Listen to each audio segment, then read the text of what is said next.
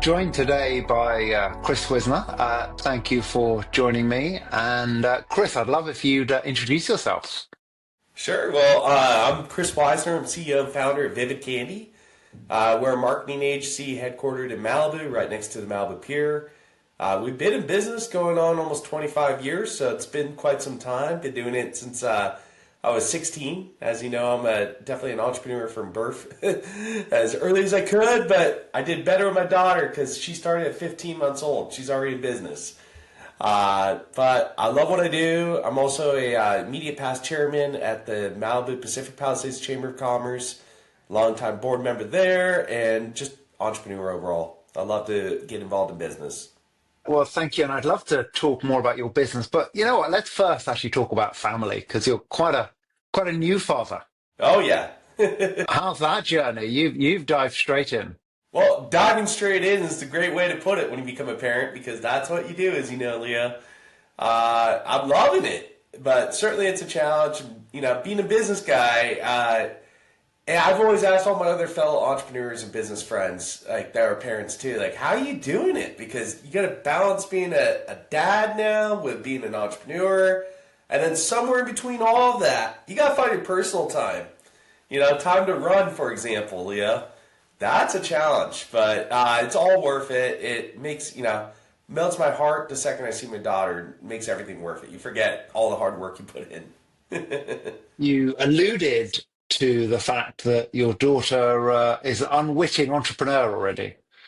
So why don't you actually talk about that entrepreneurial journey, and then actually we'll go back, and I'd love to talk more about your entrepreneurial journey. Sure. Well, when my daughter turned about 10 months old, I convinced my wife, let's file a DBA. What harm could come from that? Because you can do it at any age. But the first thing was we had to find her passion. So it was brewing for a few months. And you wonder, if you have a daughter that's under a year old, what kind of business can that daughter get into was the question, Leah. And, any entrepreneurship, you chase a passion. So I'm watching my daughter closely, and I swear one of the first words she says is bubble. And she's looking at a bubble floating over her head because my wife is playing with her with bubble. She's got little bubbles that she'll blow over her. And she goes, ah. And just seeing that joy on her face and that passion, right away I knew. It was the spark was right there, that entrepreneurship spark. So I started kind of working on ideas and names, and came down to the name was Bubble Fairy. So we have bubble-fairy.com, and we have on Instagram at Bubble Fairy World. And we kind of started it there. And then it was well, what do you do with that, Leah? I mean, you got the idea, right? The spark, bubbles. You got the brand. We built the brand. But honestly, we kind of reverse engineered this as it went.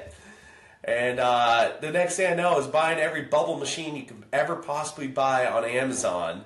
And bubble bazookas, 360 spinning bubble machines, bubble tiki torches, you name it, I bought it. Floating bubble machines for pools.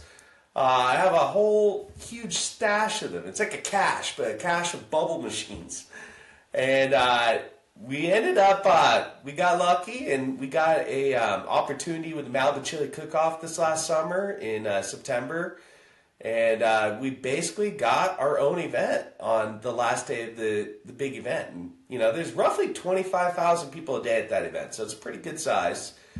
And on what they call Family Day Monday, we were the key event, and it was called Kids Bubble Hour. And if you can imagine, Leo, truth is, we had never done a test run. So talk about stress test, Leah.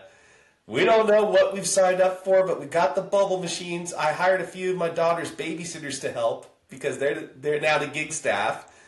And they went there, and we gave a brief training. We kind of prepared for the best, and we're surprised by everything.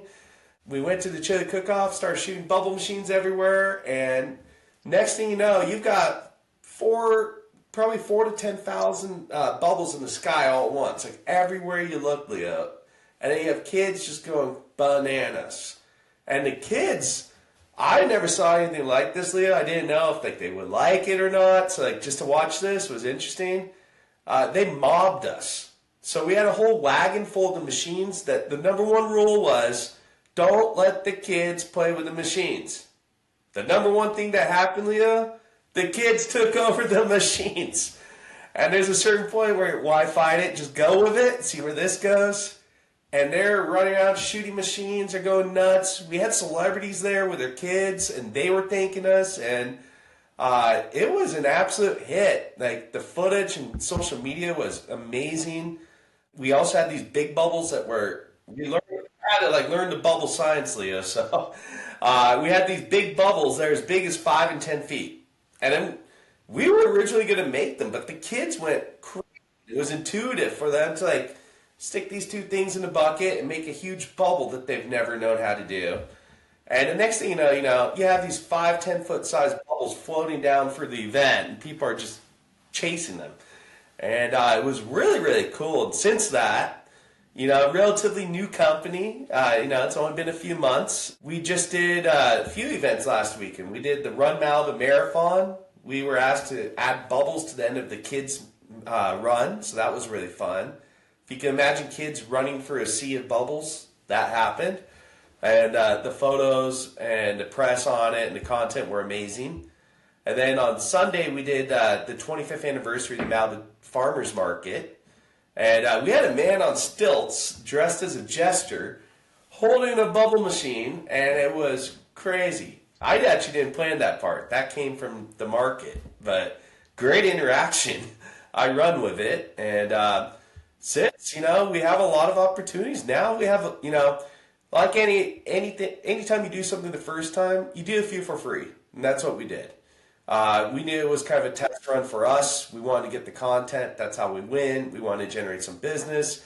You can't sell something you've never done and then you never have photos or videos of.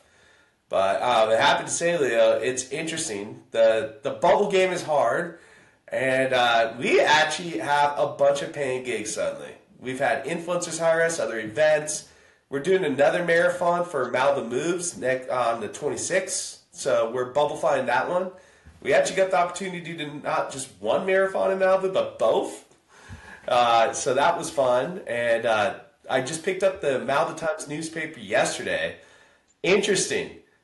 We didn't get a press mention on just one marathon, but both in the same newspaper about bubblifying the events. So my daughter loves it. She's the spokesperson. She's the model and creative director, I would say, is her role. And little fun fact for anyone watching this, I have a good financial reason and motivation to create my daughter this company. I would recommend it to all parents for this one reason, Leo.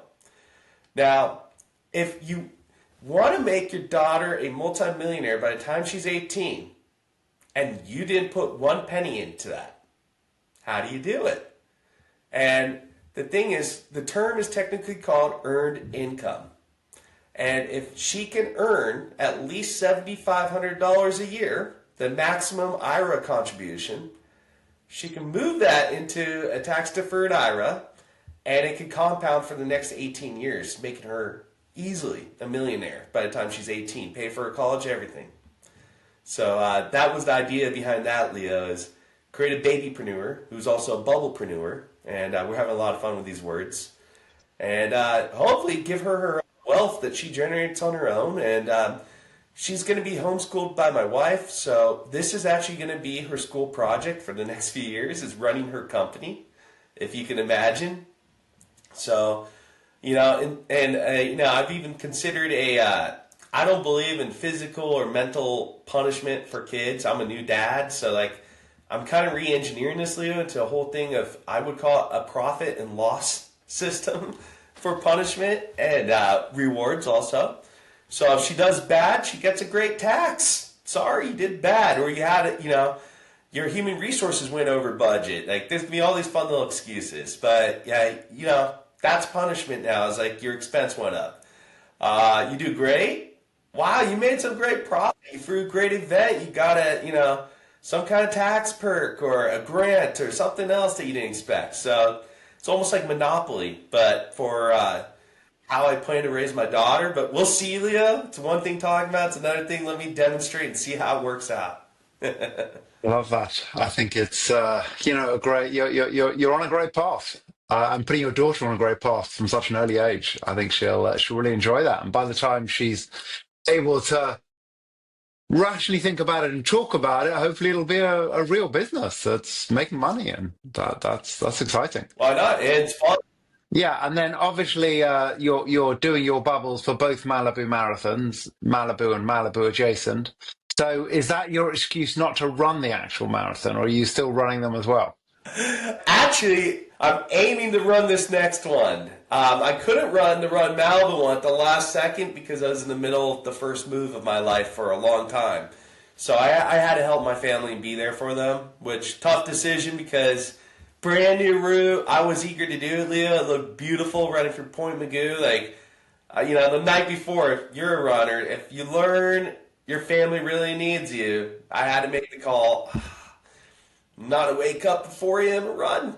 But yeah, I know to most people it sounds like torture, but to you and me, it's a lot of fun. So you still in Malibu? I'm no longer in Malibu. My office is in Malibu, but I did have to move. So I'm in Woodland Hills now, and beautiful home, though. I can't complain, and I pinch myself. It's a beautiful place to be and best place for my family. Lovely. And you've still got your office overlooking Malibu Pier, so you've still got Malibu. I think I have 1 foot in each city, and I would say it this way, and everybody in Malibu will hate this term, but I'll just say it. I'm living the Malibu life now, where Valley meets Malibu. And it's not a bad life. The Valley has a lot of great stuff. It's great for families, and the beach is always, my happy place. That's lovely. And so going back to business, so you started your first business at, I think, the age of 16? Or Exactly. your first business, your only business, you're still doing it, but you started at 16? Yes, I started and never stopped, never looked back, and loving every second. So you've been doing it how long now?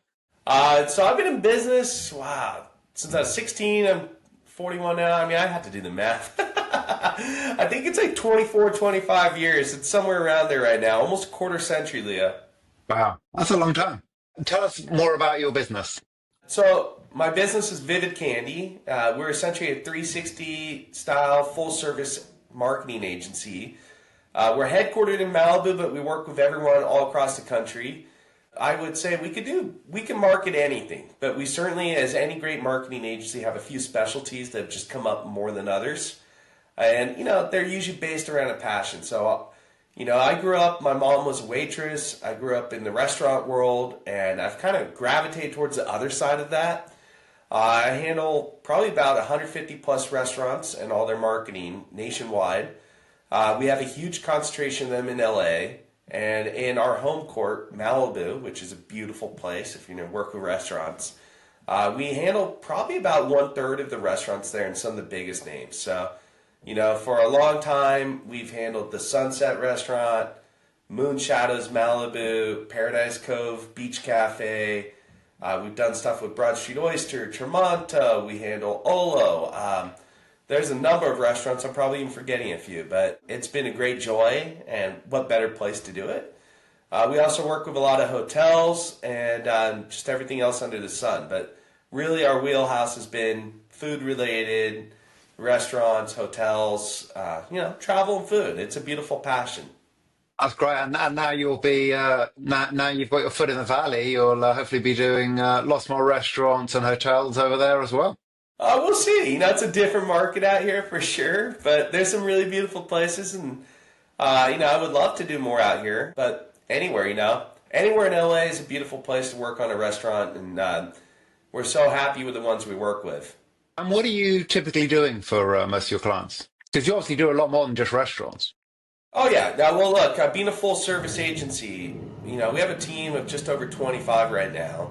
We have a specialist for just about every type of marketing activity that you could need or production resource. So we have graphic designers, web designers, video editors. We have pay-per-click specialists, SEO specialists, content developers, influencer specialists. The name goes on goes on, and account managers to manage all that. It's a good sized team.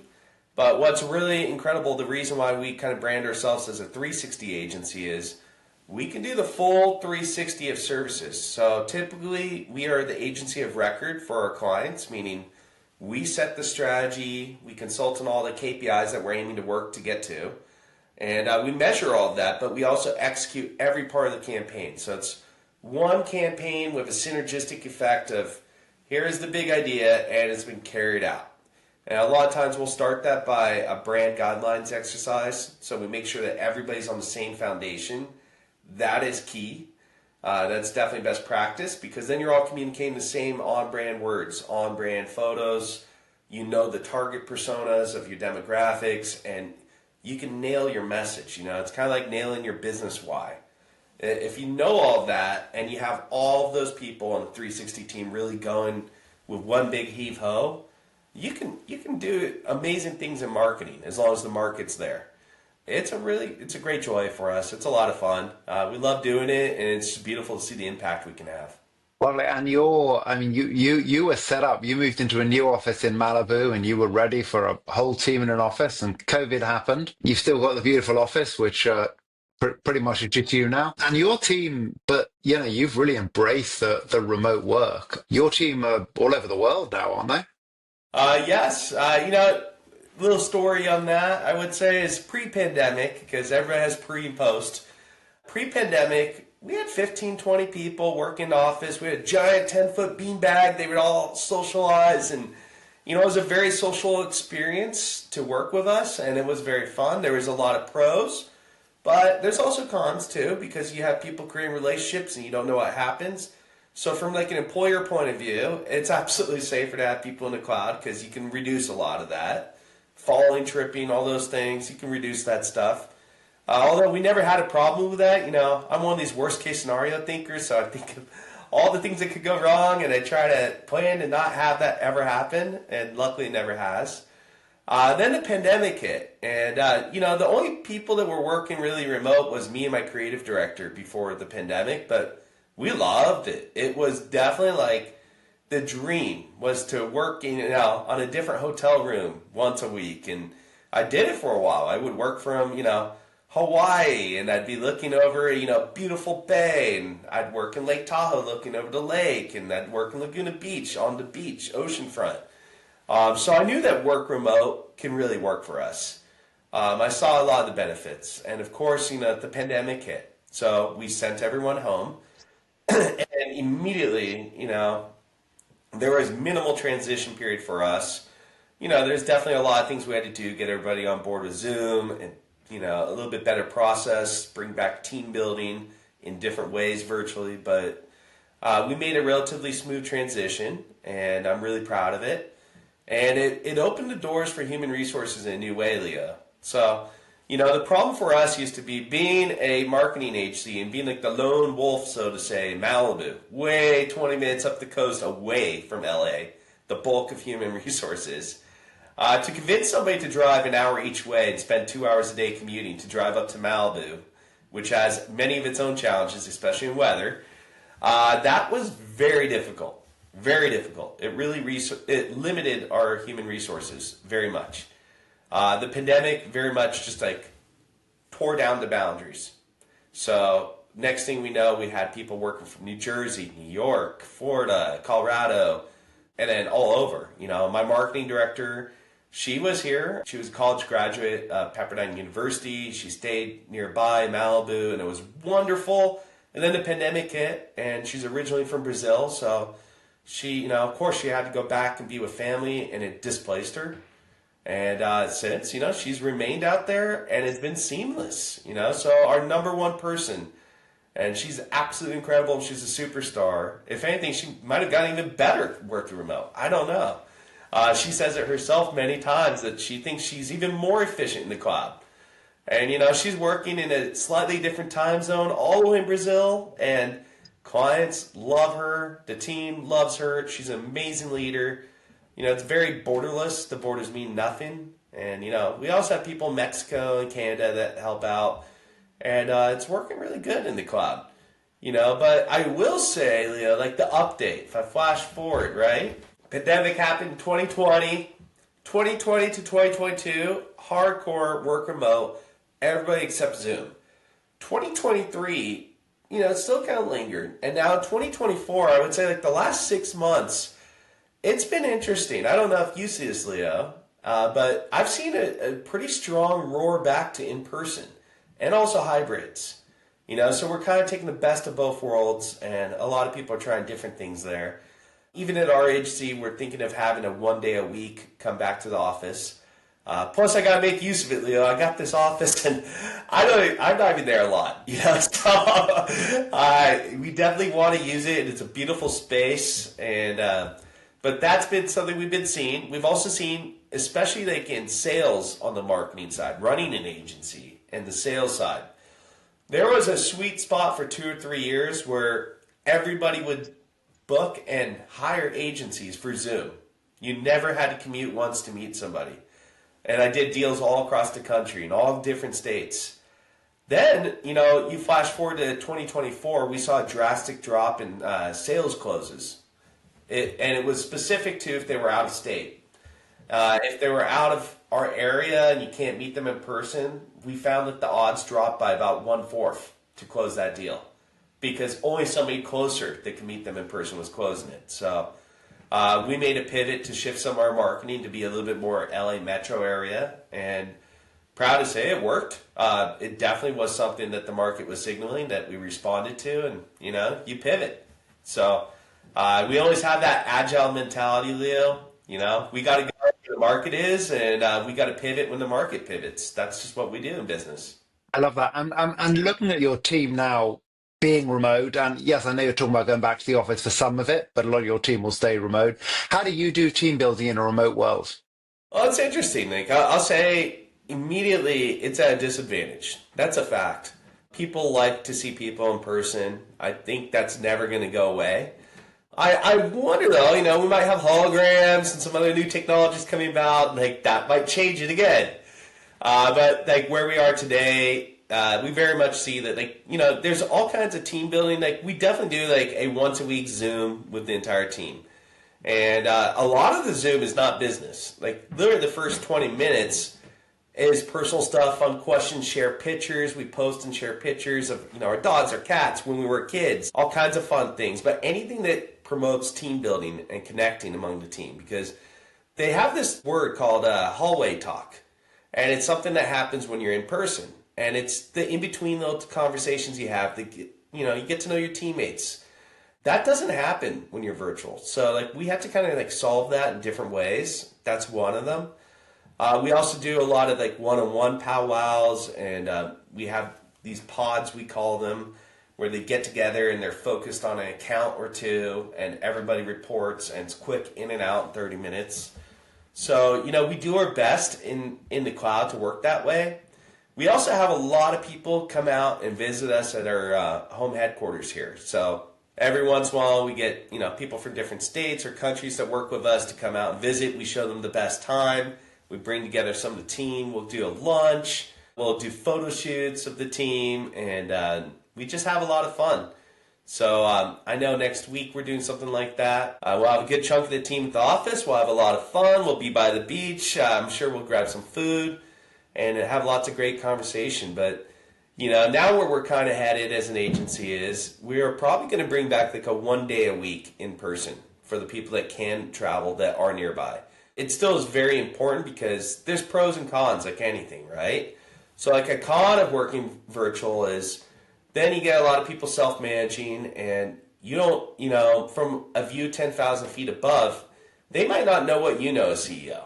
So they might be going down this rabbit hole, spending time on an account that's not going to make you your return on investment.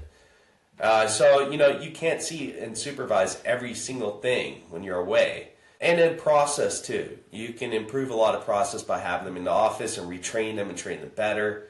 So, we're kind of working into more of a hybrid, but it still leans towards absolutely work remote right now because I don't think that's going to go away anytime. I think it's only going to improve. And as I kind of foreshadowed earlier, holograms.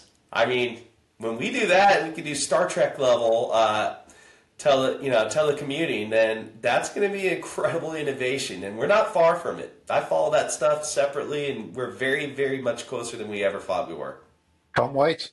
Moving on to health, fitness. What do those things mean to you?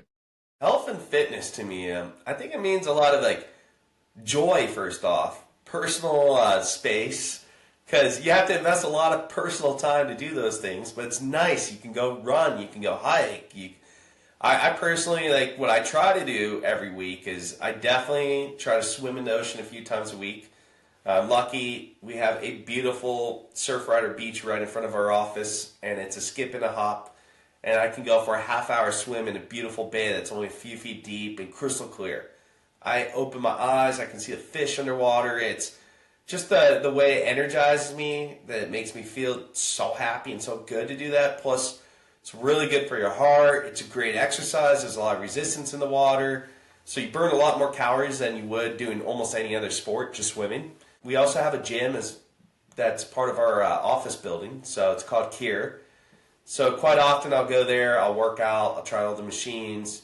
I love they've got a steam room. Like, I think just for like mental health too, it's nice to just slow down, take a steam, take a sauna. Like, a lot of times too, I try, not as good as you, Leo, I cannot beat your speeds right now, but I definitely love to run. And I've been an avid runner for quite some time. And my uncle's a world champion for Xterra, so I'm trying to keep up with him. He's 75, and he can still run an 8 or 9 minute mile pace, Leo, which is like absolutely incredible. And uphill with like 2,000 or 3,000 feet of elevation. I don't know how he does it.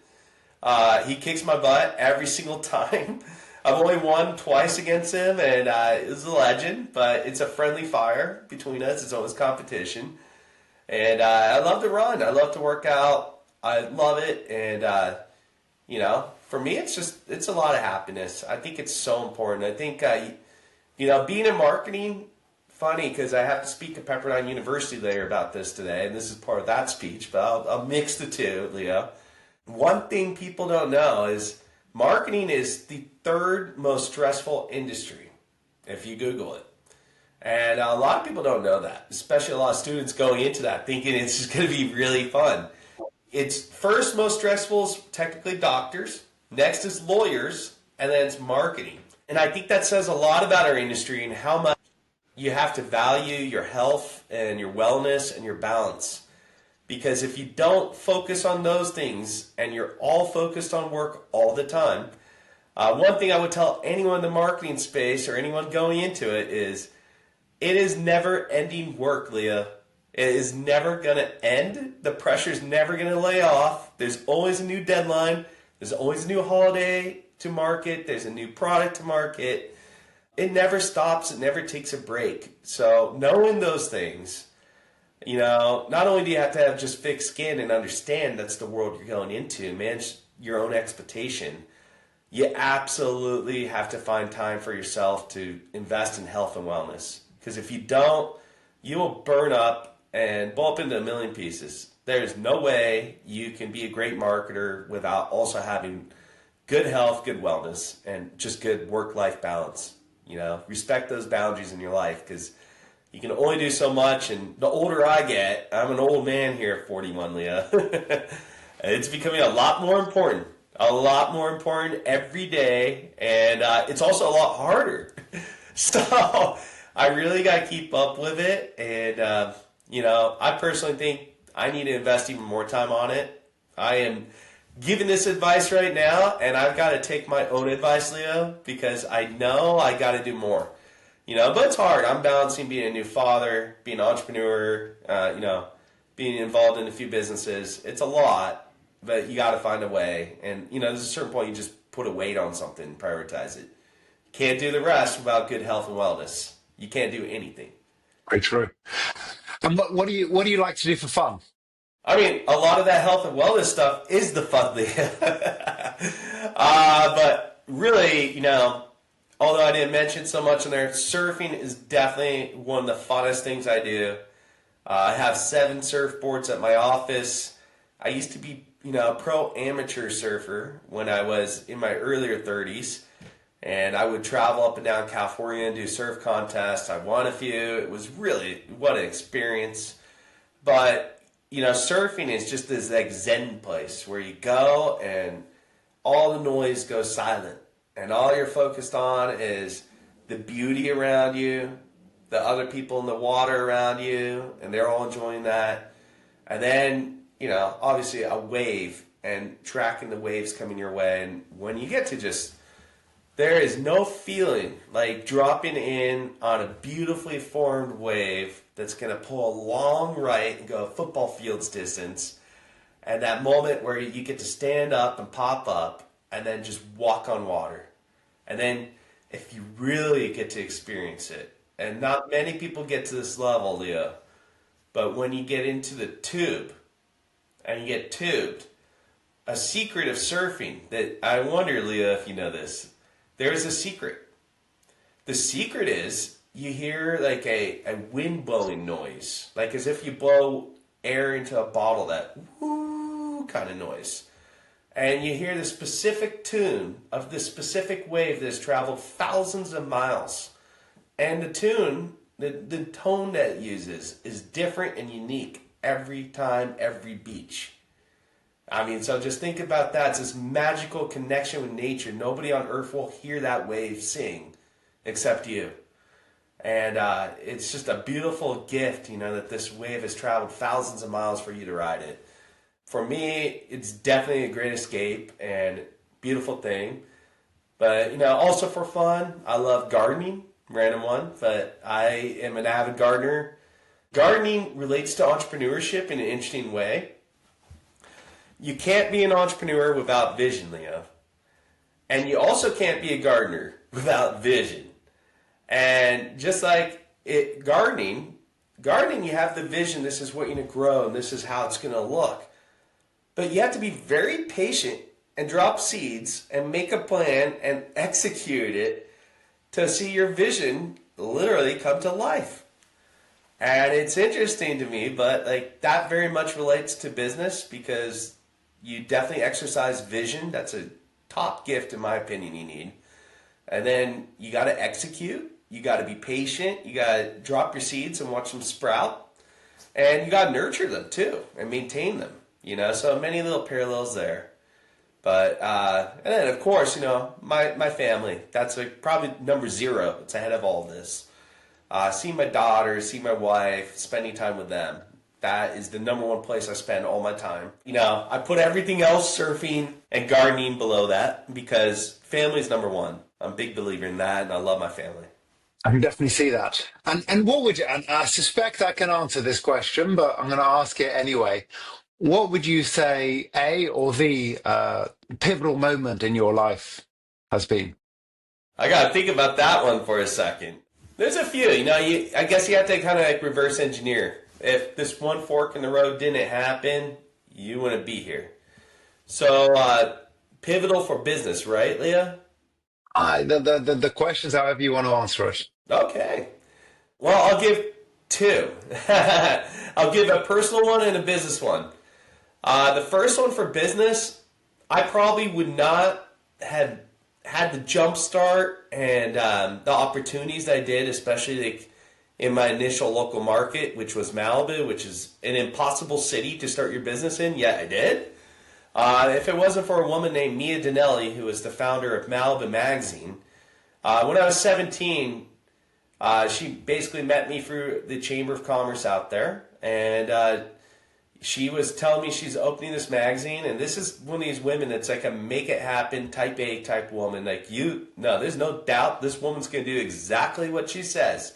She's unstoppable. She's that type of force of nature. And sure enough, she opens this thing. It started out as Malibu Monthly magazine, and it was on recycled paper in the beginning. And this is a long time ago, like 22 years maybe ago. The next thing I know, she needed help designing ads.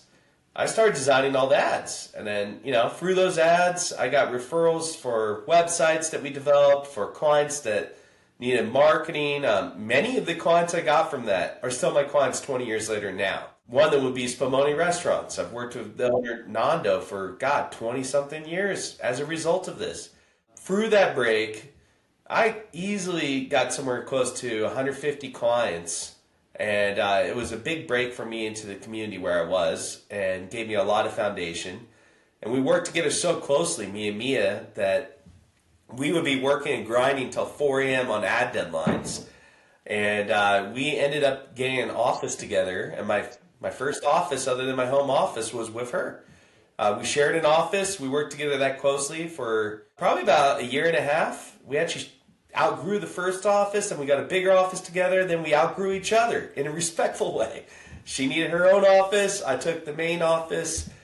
We both grew, and the next thing I know, she became Malibu Magazine, and it became the biggest name in Malibu. She ended up selling the magazine, and then since the magazine sold again, and it's now one of the absolute top magazines. I'm really, really proud of it every day I see it, and it gave me a big break. The second thing that I will tell you, the personal thing, would be how I met my wife. So, long and short, Leo, one day I decided, you know what? I'm going to run a Facebook campaign and test market, and I'm going to just brand the people that live in Malibu near my office and just see what I get. Little did I know, somehow that hit my wife. And my wife needed a website. She owned a laundry business that served a lot of commercial laundry, for a lot of drug rehabs in Malibu. So next thing I know, I guess she had contacted somebody on my team. They were handling the sale. And I don't know what's going on that particular day. I'm just in my office, and I can see who enters the office, and I see this just gorgeous knockout, gorgeous Latino woman just walk in, and definitely it was my type in every way, as she now knows, and she was gorgeous. So I sat in on the meeting, and literally my wife walked into my life. But it didn't just happen that fast, and nothing weird like that, and nothing but professionalism. I did not cross any boundaries whatsoever. I'm only sharing this is how I felt that I couldn't reveal because it would be unprofessional at that time. But yeah, she was gorgeous. She was a knockout. She was smart. She had her own business. Like, wow. Like, when I met her, I was like, why can't I get a girl like this? Like, this girl's incredible. And the more I talked to her, the more I just was like, wowed. But I just kind of DQ'd her and said, look, professional line. And, I don't even know if she was available at that time. And so I stayed on the sidelines, didn't do a thing about it. A year and a half goes by, and we're still working together, but in marketing now. And through a result of that, there was just a certain day where if your woman chooses you, that's the best day of your life. Unicorn chose me that day, and I was nothing but professional, but wow, she made it clear. And since that very moment, we were in love a week later, Leo. Once that spark really just got triggered, boom. We're in love a week later. 6 months later, we're engaged. I remember one of my friends told me a very funny thing. He said, my friend, you're moving too fast. This is a red flag. And we're having a drink at Nobu, and he's telling me this. And I look at him, and I laugh so hard, Leo. I'm like, I'm sorry, man. All I see is checker flags. And he goes, no! He knew. That was it. That was my wife. And since we've been together 7 years, and we both help out in each other's businesses. We're both entrepreneurs, and now we gave birth to a babypreneur. So, when you know, and in life, some of these special moments can happen. And I will say it this way, because there is this thing called the red car theory, which is, if you ask most people, did you see a red car on the way to work? They're going to probably say no. But the funny part is, statistically, there's got to be a red car. You just weren't looking for it. And if you looked for it, and I told you to look for it, you would have seen it. And that red car is opportunity in life. And there's so many beautiful moments in life where if you open your lens and you see those opportunities, you can seize them. And you can make something happen and create that spark. We all have the power to do that, Leo. And, both in personal and business. It's a great thing to do. Wow, I love that. That's cool. But as you know, sort of my philosophy is very much around building a balanced life. How does a balanced life look for you? It sounds like you've got a pretty good balance. Certainly now, since your daughter's been born. But how does a balanced life look for you? I love this, because especially if my wife was watching this, she would laugh so hard at that, Leah. Sometimes we preach it, and we know that we should do what we preach. I'm always a work in progress. Nothing is perfect. So, I have great moments in life where I've had the perfect balance, so to say. And like, wow. And it takes so much self discipline. It's actually one of the things I admire about you, Leo, is you've got that self discipline. You are so good at like you are definitely a role model for that. Me, I'm a work in progress, and that's the truth. Even this last week, I look at the last week of my life. I moved into a home for the first time in my life, my family. I'm still running my businesses. I'm still on this podcast of you. I'm still very busy, and to do all that, like the balance is, it's all over the place this week. But hopefully next week I get back to a better balance. And for me, like a good balance is in a perfect day, because I've always I like to have this vision of utopia. This is a thing from my friend Ryan Hodgson, another great business guy that has given me amazing advice, is visualize utopia and then like write it down and then aim to get there. And, for me, like I think if I could work a 5.5 hour day max, it's a weird number, but 5.5, and then I had 3 hours to work out, do whatever I want, think, walk, just be free of everything. Family, friends, everything. Literally like isolate myself a little bit for my own self-wellness. That's an 8.5 hour chunk of my day. Then, most people are, we could be a 14 to 16 hour day. The rest of the time I spend with my family. I want to be there with my daughter as much as I can. I want to see her every day. I want to be with my wife. I want to love my wife. To me, that's like the perfect formula. But it's not always as easy as you put it out there to be, Like executing it, different challenge, and every day, I'm just a work in progress, Leo. I'm working on it every day. I strive to be better every day. Like I know where I need to go. And that's the most important thing to do is like, I know where I need to go. I just, I've got to follow through on all my steps, and, I'll get to a better and better work-life balance. But sometimes too, though, I've heard this actually, Leo. I'm going to quote someone here because I couldn't believe this speech I heard one time. And I was at Soho Club Malibu for a State of the City soiree with the Malibu Chamber of Commerce, or Malibu Pacific Palisades Chamber of Commerce. And we had the Los Angeles District County Supervisor, Lindsay Horvath, there. And if you don't know her, she is a dynamo. She's amazing. She's a gem, a mover, a shaker. She's an out-of-the-box thinker. She works hard. And she used to be a business owner herself, and she got rid of her entire business and sold it so that she can do this position in the county. Like, definitely a role model for many. And she's young, too. She's incredibly young. She, in fact, was one of the youngest people ever running for this, from what I learned. But I had the pleasure of meeting her. I had the pleasure of having a great conversation or two with her. But one thing that was interesting is she got up and she gave a speech. And the first thing she said about work-life balance, she said, you know what? Everybody preaches about work-life balance. And she's like, I don't believe in that because that just doesn't work for me. And I was like, what, Leo? Like, she's saying the opposite of what so many of us here. Work-life balance. Have that. And here she is, like totally out of left field. Forget that. That doesn't work for me. I don't know about you guys. And then she shared what works for her. She said, look, there is no work-life balance for me. I'm working all the time. I'm very hard worker. I have long days, she said. But I do believe in this. She said, I believe in being 100% present for any person that's in front of me, anything that I'm focused on. She said, so if I'm with my family, I put away my phone. And I'm with my family, and I listen, and I hear, and I respond. And if I'm in business, and I'm in a meeting, I'm not doing something else on another screen. I am there listening and working on things with you. And it's an interesting kind of different perspective that I did appreciate, Leo. I think there's always something to learn from other perspectives, and that was the exact opposite of work-life balance, Leo, that I've ever heard, but the best way I heard it. Be present. The only place I'd slightly disagree on that is I'd say that is a work-life balance. So there isn't a mysterious, magical formula for work-life balance. It is whatever it is for you.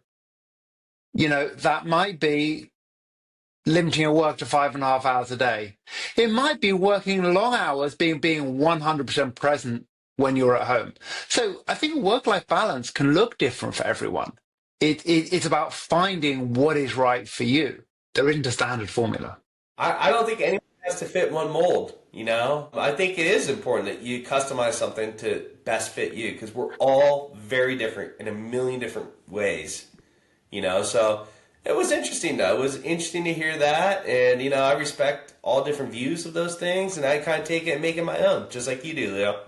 Well, thank you, Chris. This has been fun. I've really enjoyed having a chance to chat with you and learn a few new things. You know, I think your quarter of a century in your one business as an entrepreneur is quite some story, and I think it's you know, look forward to seeing where. I mean, the great thing is you're young enough that you can be doing it for another quarter of a century quite easily. Oh, my, yeah. And so, just to finish off, tell me, how can people find you? You can find us at vividcandy.com or just Google Vivid Candy, but we got a trick spelling, so it's candy, but with an I, not a Y. So Vivid, V is in Victor, I, V-I-D, and then Candy, spelled with an I. And also at Vivid Candy on Instagram. We are super active on IG, so if you want to watch our stories, see our reels, see what we do, there's a lot on there going on all the time, and definitely connect anytime, anyway. Or LinkedIn, too. Chris Wizner. So, and it's Wizner, W-I-Z-N-E-R. Not many of us with that last name, so easy to find. Well, thank you, Chris. Thank you so much for having me, Leo. This has been a pleasure. I'm honored to be on this with you, and you're a role model to me. So for doing a podcast with you, incredible. I might have to reverse podcast you back next time, Leah. Well, it's been fun. I really enjoyed it. So thank you very much, Chris. Have a great weekend, and I look forward to seeing you again soon. All right, Leah. Cheers, and thank you for everything.